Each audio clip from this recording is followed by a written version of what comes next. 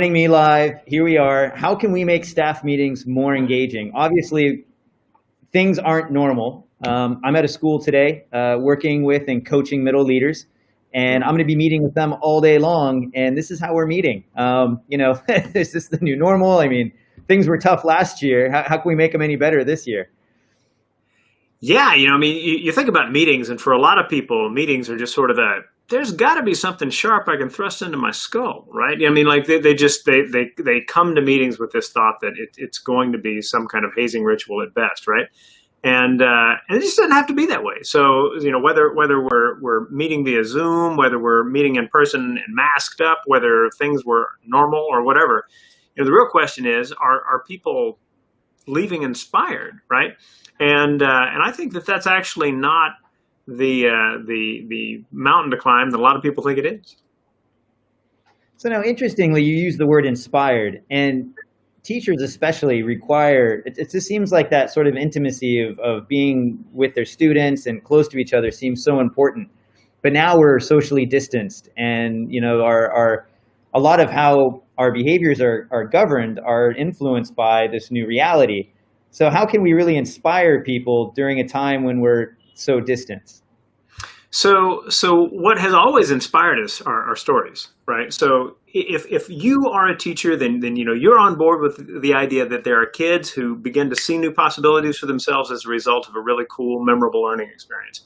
If you are a school leader, you're on board with the idea that when people come together and really get to brainstorming in cool ways, exploring stuff together, kind of just getting into that space where they're enjoying a certain kind of learning as well, then great things happen.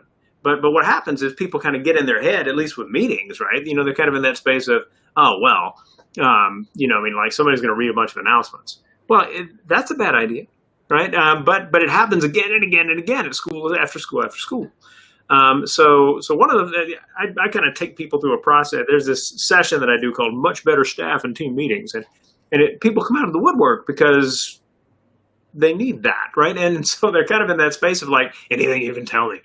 And so we just talk about how to get into a much more positive frame for how you started. That's not like just, doing the flag. It's about talking about certain kinds of successes in ways that we don't, and building on those things in ways that we haven't, and beginning to use stories to get past our own hangups with regard to how we interact professionally. And so, you can see the link on the screen right now.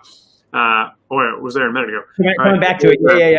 Yeah, and nextvista.org/resources/inspiration. I've been collecting these wonderful short videos for years that are really good for getting people to talk about what inspires them and how to look at the world in different ways, and what can that mean for what we do as teachers, and when we're teaching our grade level, and when we're teaching our subject, and when we're trying to get our community to understand what's special about our school. So I was kind of switching to this next caption, because when I reflect on what you're saying, is a way to make staff meetings more engaging and to help people leave inspired is we need to infuse narrative and stories into it. And that's something that I think teachers would love to talk about, like what's going on in their classrooms with their students. What are the good things happening? And so, why do you like talking about staff meetings? Because it's just great getting people to talk about these stories and sharing and connecting, right? Would that be a fair way to summarize it? I would say so. I mean, it's not brain surgery, right? What we're trying to do is we're trying to talk about things in a way that works for us. That itself has some complications, because when you think about successes in school, how do teachers talk about it with each other? Well, it might be the kind of thing where as soon as you say something positive from your class, people are like, that person's bragging.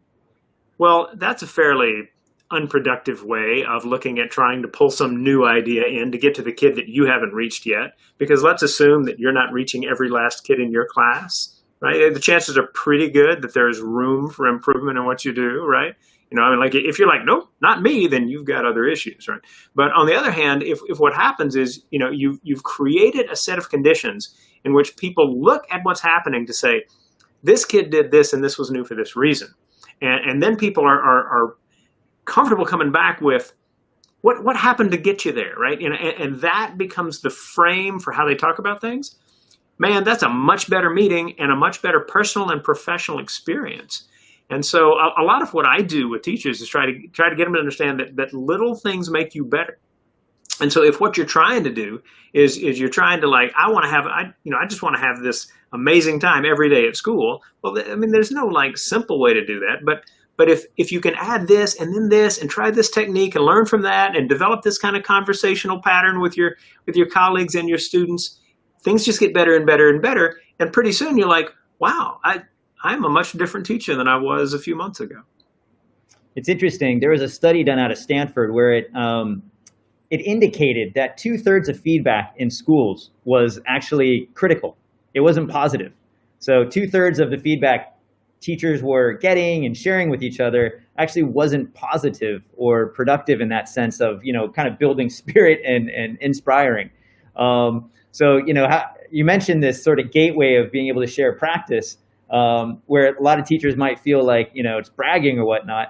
Actually, one of the things that teachers need to start doing more is bragging, just to kind of build up that sort of that atmosphere and that environment so that we can start sharing those good practices and see how they percolate into other areas. So now that's the teacher and the principal, Rushton. Now, interestingly enough, what brought us together is you're going to be keynoting a technology conference for Acamus October 17th here in this beautifully added caption I have. We have the URL for people to find it and get the information and the details about this conference. It's going to be a free live stream. We're going to be promoting this more through these pages in the coming weeks and days. But hey, give us a little idea about what you're going to be talking about in this keynote, because the title or the conference theme is Building Connections, and your keynote is Big Challenges Now, Bright Future Ahead. And that sounds like a really positive narrative to sort of end this stream with. So, there's so much about what we experience at the moment that is new, and it's annoying and like, oh my God, like this is exhausting me. And yet there are pieces within it that are the seeds that can become the much better who we are as professional educators. And so I think that this is a time at which we can start saying, what is it that becomes different about who we are going forward? We've been doing so much putting out the fires, right? Oh, there's this problem right now, there's this issue, there's that, and being able to stop and say, hey, I've learned something about kids who need something a little different. I can bring something different to my game than I may have thought I could 8-10 months ago, right? We are all, as teachers, capable of doing more than we realized as a result of having been thrown into the very deep end of the pool.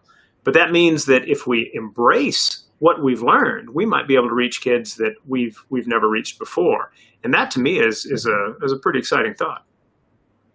That's great. And I just want to thank you so much for, during these times, participating in this stream with me, helping us better understand how we can not only kind of develop these narratives, but how these narratives can be inspirational for our staff, but now going one step further and talking about this keynote, about how we can use these narratives to reach even deeper for the children that probably need us most, especially during these trying times. And that was a big part of this technology conference and theming it as Building Connections, because, this whole sort of idea of it takes a village. Well, that village is, if that's our school, we need to start building those closer connections with our staff and our peers so that we can get greater insight to all students' needs, not just our one class, but reaching out across classes. So I really look forward to that keynote. Thank you again for joining me live from Yaozhong International School in Hong Kong. And here you are, Rushton, out in Northern California. I look forward to seeing you on the 17th. Looking forward to being part of it. Thank you, sir. Bye-bye.